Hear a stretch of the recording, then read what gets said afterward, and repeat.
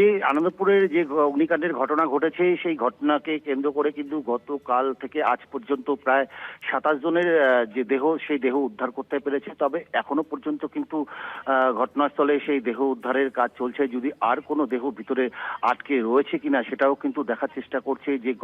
যে ক্রেন আনা হয়েছিল সেই ক্রেন রয়েছে ঘটনাস্থলে এবং তার পাশাপাশি একটি জেসিবি রাখা হয়েছে। সেই জেসিবি দিয়ে যে বড় বড় টিনের শেড সেগুলোকে কেটে বার করা হচ্ছে গ্যাস কাটার দিয়ে এবং সেগুলোকে সরিয়ে ভিতরে দেখা হচ্ছে যে আর কোনো দেহ সেখানে সেখানে আটকে আটকে রয়েছে কিনা, সেখানে কোনো দেহ ছড়িয়ে ছিটিয়ে রয়েছে কিনা সেটা কিন্তু পুলিশ আধিকারিকরা যেরকম দেখার চেষ্টা করছে। তার পাশাপাশি কলকাতা কর্পোরেশনের যে কর্মীরা তারাও এসেছিলেন, তারাও কিন্তু সেই বিষয়টা নিয়ে দেখার চেষ্টা করছে।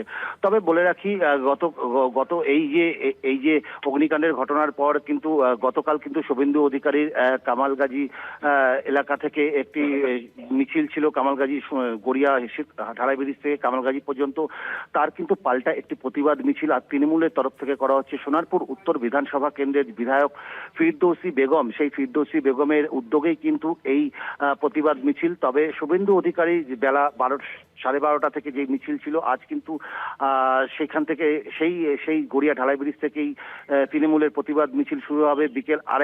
দুপুর 2:30 থেকে কিন্তু এই মিছিল শুরু হবে। তবে এটাও জানা যাচ্ছে যে রবি থেকে আরেকটি মিছিল আনন্দপুরের উদ্দেশ্যে রওনা হবে। সেই মিছিল হবে শুভঙ্কর বাবু যে কংগ্রেসের একটি মিছিল, প্রতিবাদ মিছিল করা হবে, সেখানে আনন্দপুর ঘটনাস্থলে যাবে। তবে একই সময়ে কিন্তু এই দুটো মিছিল একটা তাৎপর্যপূর্ণ বলে মনে করা হচ্ছে। তবে এই মুহূর্তে কিন্তু যে আনন্দপুরের যে এখন যে চেহারা, এখন যে পরিবেশ সেটা কিন্তু যথেষ্ট থমথমে। কেননা গোটা এলাকা জুড়ে যেহেতু 163 ধারা জারি করা হয়েছিল, তারপর থেকে কিন্তু এলাকার যে মানুষজন সেখানে কিন্তু একেবারেই যাওয়া বন্ধ করে দিয়েছেন। কেননা তারা কোনো সাধারণ মানুষের প্রবেশ অধিকার একদম নিষেধ করে দেওয়া হয়েছে। তবে এই মুহূর্তে কিন্তু যে ঘটনাস্থলের যে ক্রেন এবং জেসিবি দিয়ে দেহ উদ্ধারের কাজ চলছে, এই কাজ আরো তৎপরতা বাড়বে বলে পুলিশ সূত্রে জানা যাচ্ছে।